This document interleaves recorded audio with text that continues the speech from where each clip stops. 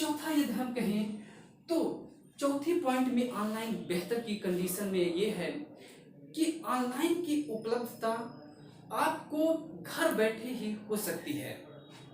अब हम मुद्दा बात करते हैं कि जो ज्योग्राफी का टॉपिक है वो है कॉन्टिनेंटल ड्रिफ्ट थ्योरी, महाद्वीपीय विस्थापन सिद्धांत। महाद्वीपीय विस्थापन जो सिद्धांत है ये सर्वप्रथम स्नाइडर और टेलर ने दिया, लेकिन इसका वैज्ञानिक स्वरूप जर्मन भूगोलविद्या वेगनर महोदय ने हो जाता है। वेगनर महोदय विश्व के विभिन्न हिस्सों में जलवायु संबंधी अध्ययन कर रहे थे और उस अध्ययन के दौरान उन्होंने ये पाया कि उच्च अक्षांश पे कोयला का साच, उच्च अक्षांशों पे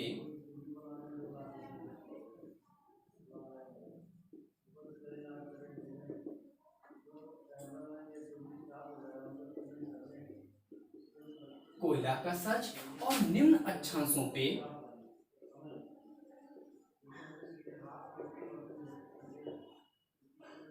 हिमानीकृत जीवों के अवशेष, हिमानीकृत जीवों के अवशेष, जीवों के अवशेष, जबकि कोयला उन्हीं दशाओं में पाया जाता है जहां का तापमान अधिक हो, प्रिसिपिटेशन या वर्षण अधिक हो और वनों की सघनता अधिक हो, वनों की सघनता अधिक हो। और ये कंडीशन निम्न अक्षांशों पर क्या है उपलब्ध है। तब वेगनर महोदय ने इसके लिए दो संभावनाएं व्यक्त की कि या तो सभी स्थलखंड, या तो कह सकते हैं कि सभी स्थलखंड अपने स्थान पे रहे हों और जलवायु कटिबंधों का क्या हुआ हो, स्थानांतरण हुआ। और दूसरी संभावना कहे कि या तो जलवायु कटिबंध स्थिर रहे हों और स्थलखंडों का क्या हुआ हो, स्थानांतरण हुआ हो। दूसरी संभावना को आधार बनाते हुए वेगनर महोदय ने महाद्वीपीय विस्थापन सिद्धांत कॉन्टिनेंटल ड्रिफ्ट थ्योरी दिया और यहीं से महाद्वीपीय विस्थापन सिद्धांत की शुरुआत होती है।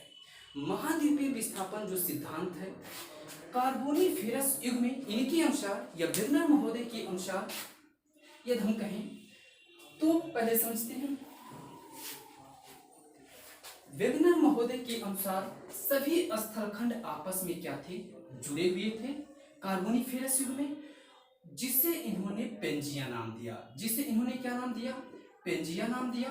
और ये पेंजिया सियाल का बना हुआ था और इसके चारों ओर विशाल जलराशि थी, इसके चारों ओर विशाल जलराशि थी जिसे इन्होंने नाम दिया पेंथाल्सा, जिन्हें पेंथाल्सा। और ये पेंथाल्सा सीमा निर्मित था।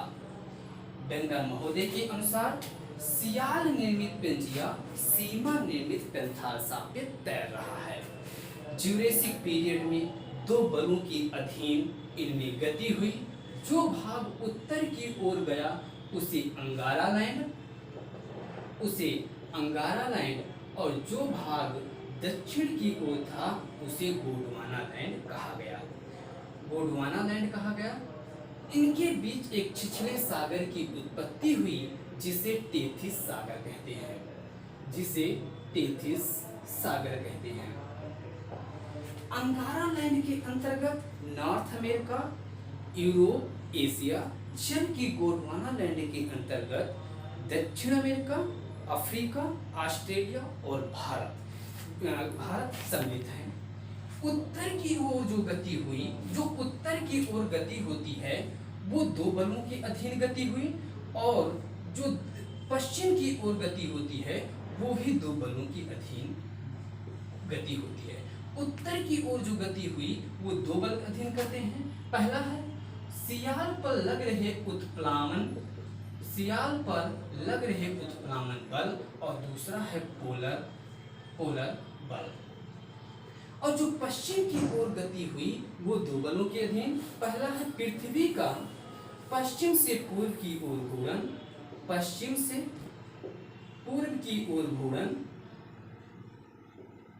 और दूसरा है कि चंद्रमा एवं सूर्य की आकर्षण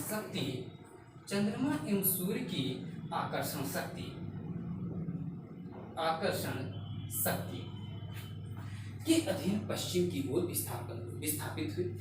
इसके कारण स्थलखंडों के मध्य खाली जगह उत्पन्न हुआ और इन खाली जगह में पैंथालसा का जल भर जाने के कारण अटलांटिक महासागर, हिंद महासागर, अन्य छिछले सागरों की उत्पत्ति हुई तथा शेष पैंथालसा का शेष जलराशि प्रशांत महासागर के रूप में विद्यमान है।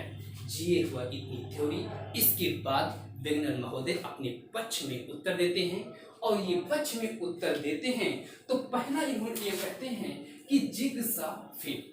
जिगसा फिट का मतलब ये है कि यदि सभी स्थलों को जोड़ा जाए तो ये आपस में जुड़ जाते हैं। जैसे देखते हैं कैसे, जैसे एक एग्जाम्पल से मान लीजिए ये है साउथ अमेरिका, ये है साउथ अमेरिका और दूसरा ये है अफ्रीका। ये है साउथ अमेरिका और ये है अफ्रीका। तो यदि हम देखते हैं तो ये एक दूसरे में क्या हो जा रहे हैं, जुड़ जा रहे हैं। तो इस प्रकार पहला इन्होंने पक्ष में दिया जिगसा फिट। दूसरा इन्होंने क्या कहा, तटों की समानांतरता। तटों की समानांतरता, समानांतरता का मतलब जैसे अटलांटिक महासागर की आकृति ऐसा आकार की है, इसका मतलब यह है कि north America, south America, Eurasia और अफ्रीका से क्या हो जा रहे हैं, सट जा रहे हैं, जो ये दर्शाते हैं कि ये कभी न कभी आपस में एक थे। तीसरी बात है, जो सोने का निक्षेप हमें गिनी तट पे प्राप्त हुआ है वही सोने की जो मूल चट्टानें हमें ब्राजील के तट पे प्राप्त हुई हैं, जो इस बात को व्यक्त करती हैं कि ये स्थलखंड कभी न कभी आपस में क्या थे, जुड़े हुए थे। पक्ष में तर्क जब देते हैं तो विपक्षी लोग विपक्ष में तर्क देते हैं और कहते हैं कि वेगनर महोदय जी, जिस बल के अधीन आप इतने बड़े स्तर पर विस्थापन करा रहे हैं वो इतने बड़े स्तर पर विस्थापित कराने में सक्षम प्रतीत नहीं हो रहे हैं। वो बल कौन कौन से थे, मैंने आपको पहले बताया, उत्प्लावन बल, पोलर फोर्स, चंद्रमा एवं सूर्य की आकर्षण शक्ति, और दूसरा है पृथ्वी का पश्चिम से पूर्व की ओर घूर्णन। ये इतने सक्षम प्रतीत नहीं होते हैं। दूसरी बात इन्होंने स्थलखंड या कह सकते हैं महाद्वीपों के विस्थापन की बात की, महासागरों के बारे में या जलराशि के बारे में चुप रहे, मौन रहे। तीसरी इन्होंने बात की कि इन्होंने कहा कि सियाल निर्मित पेंजिया सीमा निर्मित पैंथालसा पे तैर रहा है, और जब इन्होंने गलित पर्वत की व्याख्या की तो इन्होंने वहां कहा कि सियाल निर्मित पेंजिया सीमा निर्मित पैंथालसा पर रुकावट पैदा कर रहा है। इस प्रकार इन्होंने अपने ही सिद्धांत में दो विरोधाभासी बातें की। इन कमियों के बावजूद भी ये सिद्धांत प्लेट टेक्टोनिक्स के नींव के रूप में काम किया। अगला बात, ओके, थैंक यू।